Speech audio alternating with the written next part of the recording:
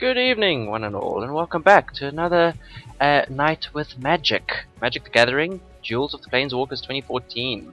Last episode I gave a brief 40-minute long introduction into the game itself, but today we are going to play a bit with one of the decks.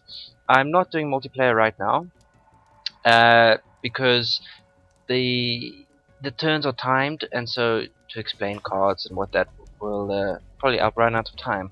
So instead we're just going to play a custom game, free for all, with me, myself, and a random player on a random deck, and we shall see how we fare in a couple of games. I'm going to start off with the first deck that you unlock, which is Chandra's Firewave, and this is a red deck, mountains, all about dealing quick damage and lots of little creatures. So, without further ado, let's see who we play against and how we do.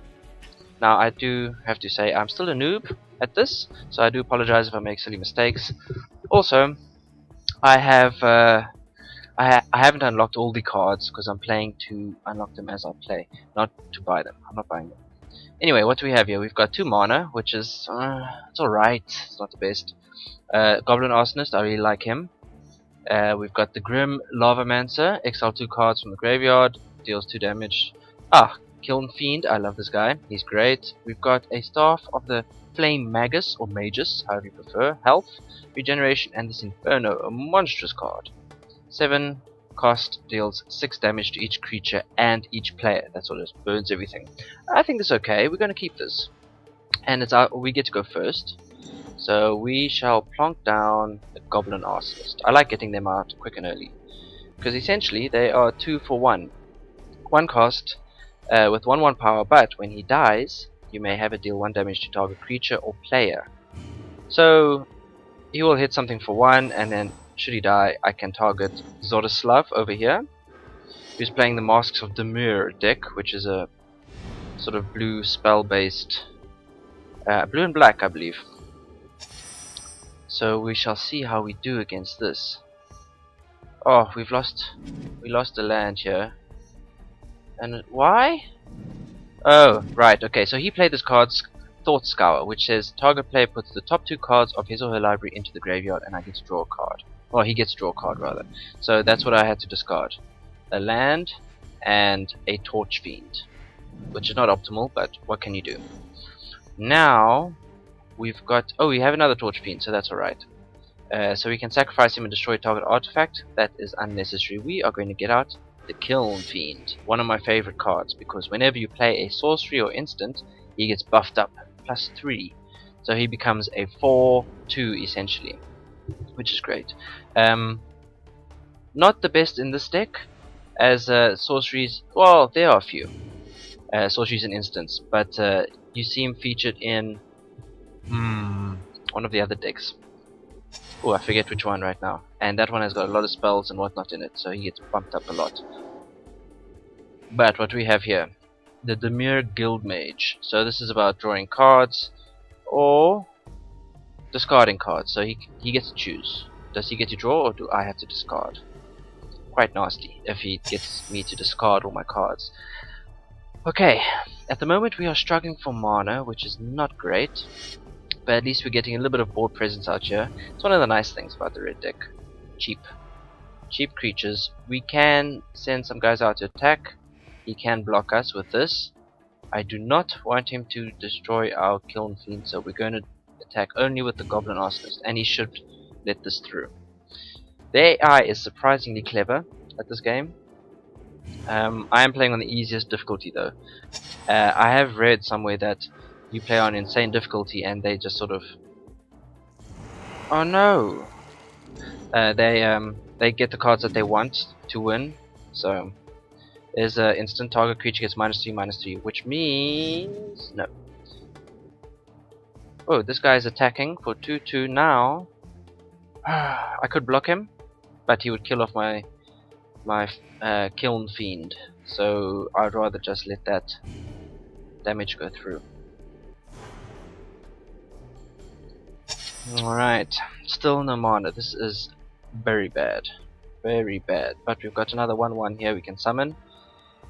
If we pay this cost, we can exile 2 cards from our graveyard, and we get to deal 2 damage. Which is alright in this deck, because there aren't really many spells that bring back creatures from the graveyard, unlike one of the swamp decks, one of the black decks. I wish we had an instant we could have cast, or sorcery, we could have bumped him up, but alas, no cigar. So, let's go all in, because we may as well. He's tapped, he can't block us. So we'll hit him for 2 damage, not much, but you know, every little bit counts, every little bit helps. So now, oh, another one of these. At least he doesn't get to use their abilities yet. Ooh, man, he's knocking off my creatures. So this prevents me from blocking with this, which would I have done anyway? Probably. He's a cheap card and just sort of take the block. We have to allow that through, sadly. And still no mana. We are so in trouble. We need to get more land. This is one of the things that really sort of gets under my skin. Is you'll find very often you're playing a game and you get absolutely 0 land. And then the next game you get absolutely 0 monsters and your card is just completely lands. That was just not nice. This guy's, that's the thing with the blue decks, which you may remember me mentioning last episode, is that they are full of removal. It's all about removing. Discard that creature, cancel that spell, return this there, destroy this, etc. Okay, we've got a Crimson Mage. We can't do anything else because yet again, no land. Luck of the draw, eh? Luck of the draw. At this rate, he's got this game. So, sorry, wrong click. So yeah, nothing else to really do. It's unfortunate, but that's how it goes sometimes, eh? And he's got a ton of mana out there. Now he's just pulled out a Vedalken Wizard. When he enters the battlefield, put target creature on top of its owner's library. So he is now going to discard, probably this guy, there we go, he's going to go back on here, which means next turn, still no land. Because now this dude is sitting on top. And you see there again, removal, so he can send his little minions through. 8 health, getting very low, put this guy back out. I can't even use his ability, which is pay 1 and target creature gets haste, which could be him as well. But I need 1 land to do that, which I do not have. And I just hit for 1 again. No one wants to kill this guy, so I don't get an extra damage to deal. Because he knows he's way up on me as far as health goes. He's got the creature advantage. I've got the card advantage, but I can't do anything with him. And oh my gosh, there's another removal. So irritating. Right, he's tapped someone. I have to discard a card. May as well discard this, because we'll never get that amount of mana. We're going to be dead in 1 more turn. 2 for 6. Leaves me with 2 health. Next turn, it's all over. GG. See, I can't. It's just a joke. It's just a joke. I should just concede, because mid game you can come out and say concede. I give up. Restart. Do you want to see me die? Let's just watch me die. A horrible and painful death as I get hit for 6. He doesn't even need to. You don't even need to do that. You don't even need to bring anything else out. You can't use him. He's got summoning sickness. Hence this portally thing. Why bother?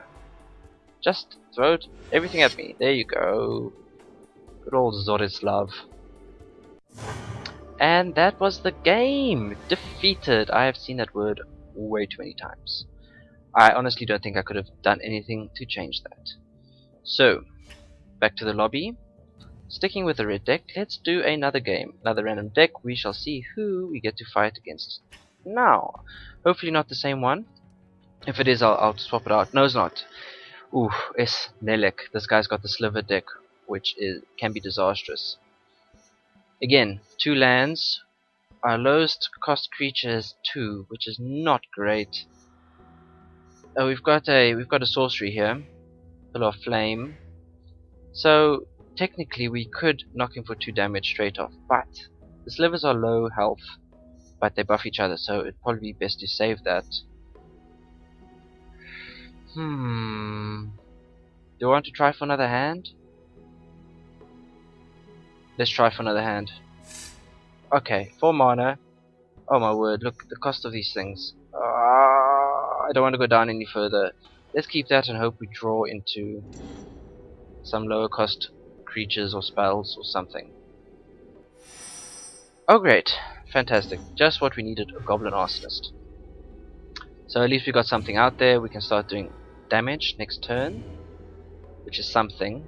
Although with 2 costs, 2 mana, he should be able to get out a sliver. No, he doesn't. Great. So it is a mixed deck, as you can see there. There's also a... I thought there's something else. There might be something else. Mountains, I think, involved in that deck. 2 mana out. We still can't do anything as far as creatures go, but we have our little Goblin Arsonist to attack. These guys are great. I mean, look at this graphic. Isn't that just brilliant? This little guy is moody with his ears sticking out here under this sort of bit of pyramid rock strapped to his head. It's fantastic. I love the artwork on these cards. I used to just sit with my real cards when I was in university, just look at the art for hours. Okay, not so much hours, but you know, I used to study the graphics. Here we got a steel form sliver. Now you can see here, sliver creatures you control get +0, +1. So this one buffs up their defense. Not great. Including his own. Which means we cannot even do... Oh, we can. 3 damage to each player. Oh, sorry, each creature without flying. Oh no, that's not the one.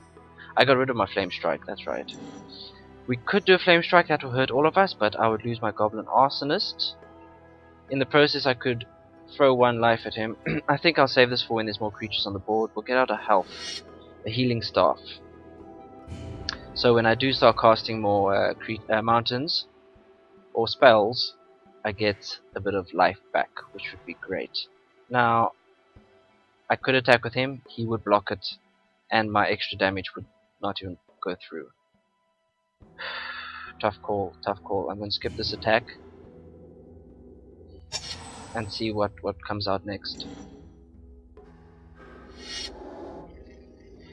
Alright, this is looking a bit dangerous. We have a Bone Scythe Sliver. Double Strike. No good. We have to get rid of this straight away. Double Strike essentially means slivers can hit me twice. So this guy can now do 4 damage. Oh, this is bad. I can stop. I have to sacrifice him. He's gonna hit him for 2, then he's gonna hit me for 2.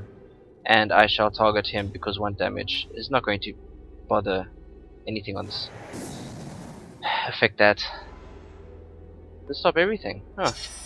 Great. Now, what we should probably do is start thinking about getting rid of these creatures. It is a sorcery, and this guy does nothing actually. And our health is so low. Let's do that.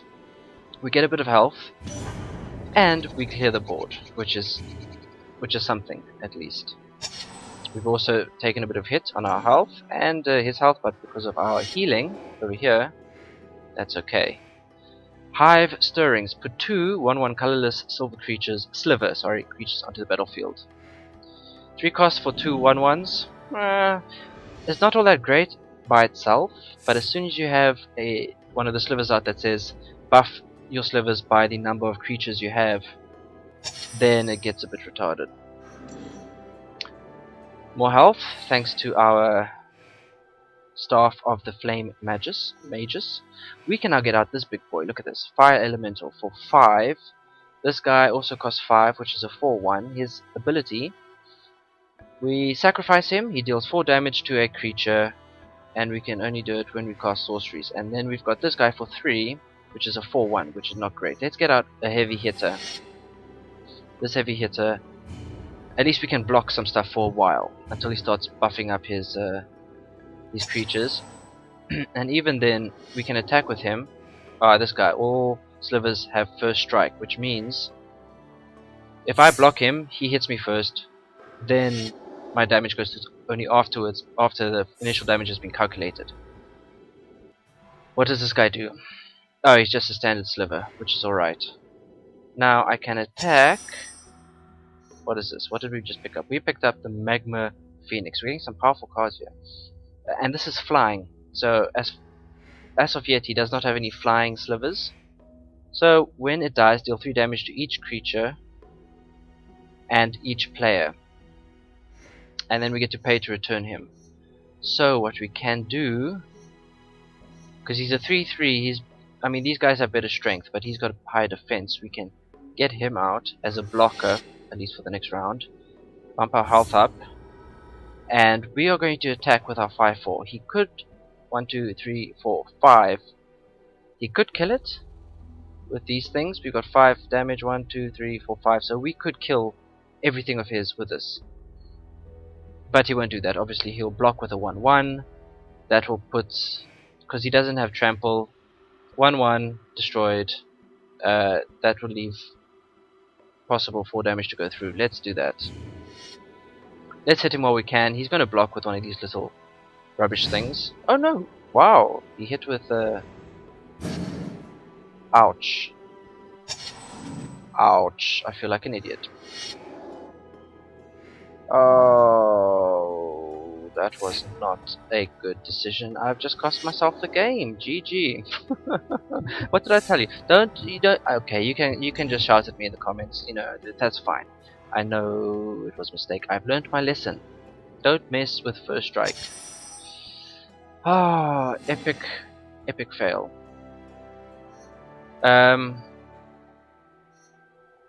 What do we want? Do we want this little guy? He can't. He's. Yeah. We use him as a blocker. This cannot be stopped. So we can get a guaranteed 3 damage in, which we shall do. Oh, that was so silly. 4 health. First strike. They hit me first. If I survive, then I hit them. Something to be aware of, folks. First strike is a dangerous ability. Oh wow. Okay, he has just done some serious buffing. Look at this. Look at the sliver here. Megantic sliver. Each sliver you control gets +3/+3. This is disastrous. Oh, he's hitting hard. I can only take out one of these guys, but I can't even because they've all got stupid first strike. Oh, this is retarded. So I'm just gonna block that. Highest damage, and let. Oh, wow, 12 go through. I cost myself the game with that.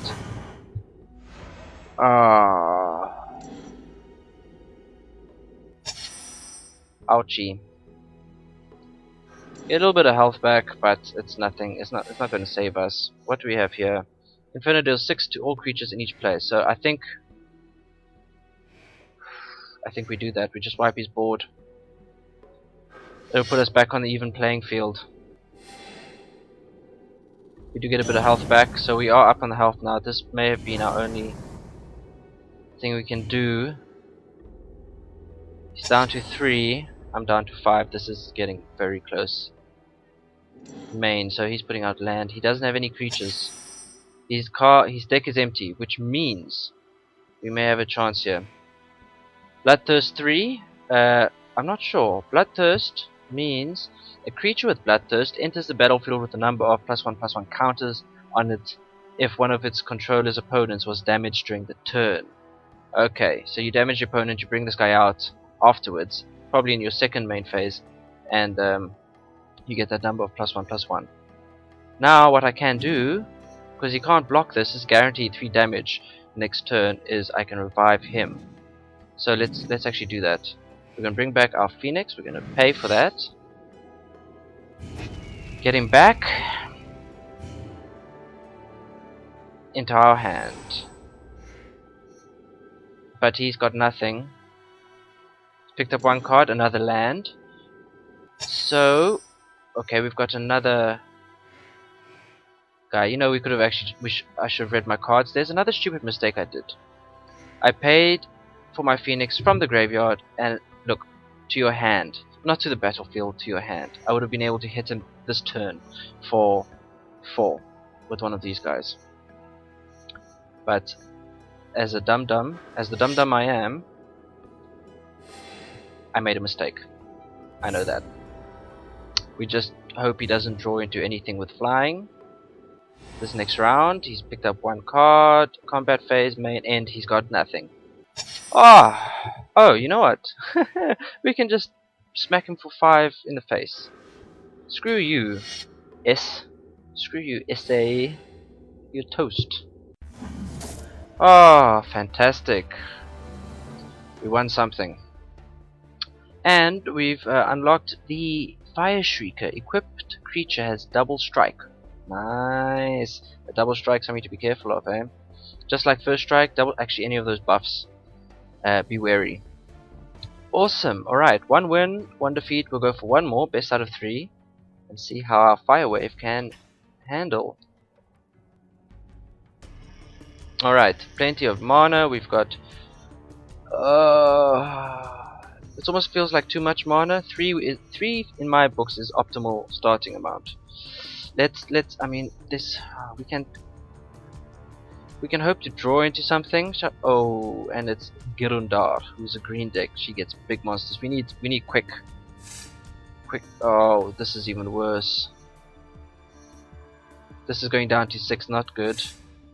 Okay, I'm stopping there. This is a horrible hand. I don't want to go any further down this. At least we got some direct damage. At least her cards are slightly more expensive, for the most part. So she shouldn't really be able to do much, except for get land. Her whole point is just rape the land, pull in as much land as she can, deal 3 damage. Probably optimal if we save that. Let's do that. We can save that for the possibility the creature comes out into play. Let me just get my keyboard involved here, so I don't have to continually move over here and click. More land. She's probably going to cast for more land. There it is. You see, search your library for basic land and put it in the battlefield tapped. This is one of her things. It's just she's a mana whore, essentially. Hundreds of lands. Oh, fantastic. We got something. And then big creatures. And these creatures all buff each other, and the enchantments on these creatures you can pop on them are insane. Oh, there's a gigantic kitty enchantment. And puts +7/+7. And then you got creatures that spawn out hundreds of little mobs based on what creatures you have. They're all elves as well. Elves. And then you get ones which attack damage, bonus to how many you have. It just gets retarded. Okay, we can do a searing spear on this one, but it's not really worth it. What we can do actually, we can hit her for 4 by casting this. Maybe we should, before she buffs that thing up. Let's do that. We're going to hit this creature. I know it seems like a bit of a waste, but we get to bump this guy up at least. So our 2 mana for now, 4 attack, +3 damage sort of thing. It's not the worst. So we get to hit her straight in the face with our Kiln Fiend for 4. He's tapped. Everything she plays, there aren't many that have haste, as far as I'm aware. So, Sporemon, whenever a land enters, you get a 1/1 green Sprog sapling. Sprogling, something or other. So now, blunk, there pops 1, and this is where things will start to get messy, because other creatures will depend on all this. What do we have? We've got this guy, and we've got this Torch Fiend, which is pretty shoddy in my books. Oh, we're struggling for mana as well. Let's get out a heavy hitter, in case we can. Or we might have to sacrifice him if she decides to attack with this guy. Also, they don't have first strike, so he could take care of something. But I'm not going to attack with my Kiln Fiend, because that would just be a sacrifice. We would just block it with this Sprogling. Now the elf's out, and here comes. Oh, there's a land, so another Sprogling. Now this is going to start getting messy. More land, like I said, with a mana whore. Now the Sprogling, Sprogling? Saproling. Ooh. Oh, she chose not to attack. She knows I can kill something off. I'm still getting no land. I think this is looking like a second defeat as we stand right now. What would be nice is, look at this, challenges outrage deals 4 damage to target creature and 2 to the controller. To take something big out, well, that's not very big. Unfortunately that does not, oh wait, attacking, no. That does not stop, that does not remove her other Saprolings. Now this guy, oh my word, it's an Eldrazi. Oh my word, it's over. Almog's Crusher attacks each turn if able to. Annihilator 2 means I'm forced to discard 2 non-creature permanents, which means land. There goes my land. Oh, this is just a disaster now. You see, and these creatures with their useless low health. It's all about damage. Deal the damage as a red deck. You don't sit defensively and you know, laugh while stuff happens. This is not how this deck is meant to be played. I'm still learning, obviously, and I do need to unlock more cards to customize my Flying with Haste. Can't be blocked this turn, but I am dead in 2 turns.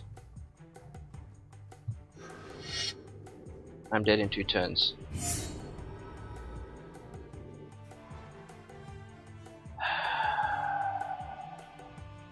No even point. Well, no, he would have to. Ach, you know what? Let's do that.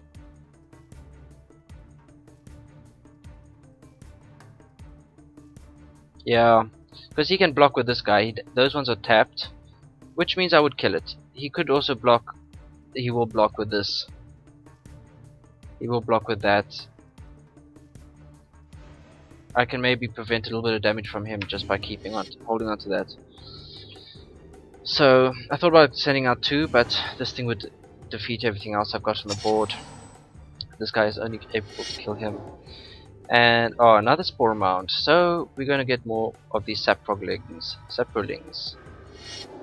Oh, these are quite fun. Kalni Heart Expedition. Every land you put out, token, sacrifice, get 2 more lands.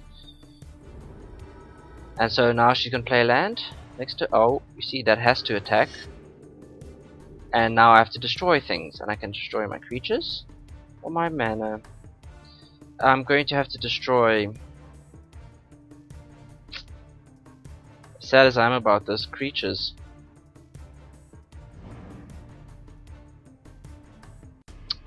And sacrifice him to sort of just stave off that 8 damage, which is inevitable next turn, as it stands, because I've got absolutely bugger all. I'm just gonna have to throw out sort of sacrificial minions here in a bad state. Just ping away at her for 2 damage. Can't block it because it's flying. Pilgrim's Eye. We get to search for a land card. Maybe I should have done that. What's this now? This is a. Oh my word! It's over. It's another Drowsy Crusher. Ulamog's Crusher. Oh my word! She knows. She knows it's over. Let's sacrifice. Oh no. We. Oh well. GG guys, GG. Block that off. We take 3, 4, 5, 8 damage. Next turn we are forced to be attacked, but nothing. Come at me, bro. Come at me. Yeah, you don't even need to play anything. You're just trolling me right now. Look at this, just trolling. Let's put more Sproglings out on the battlefield. Yay! Troll. There's some counters on the Heart Expedition, as I mentioned. More land. More. My word. She's taunting me. That's what she's doing. She's taunting me. Girundar, you evil wench. The forest.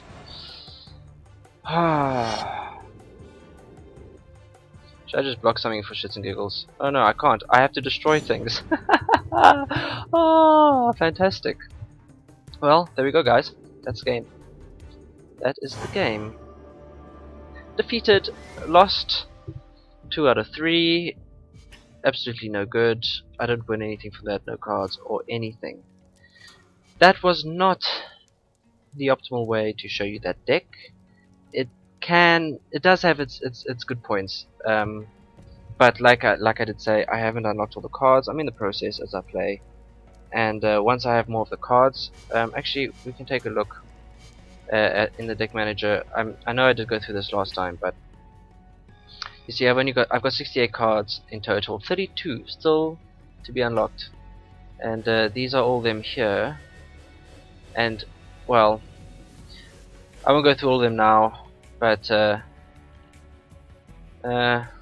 for whenever it deal damage to equal target, it's player control. So that's quite nice. You attack for 4 and you do another 4.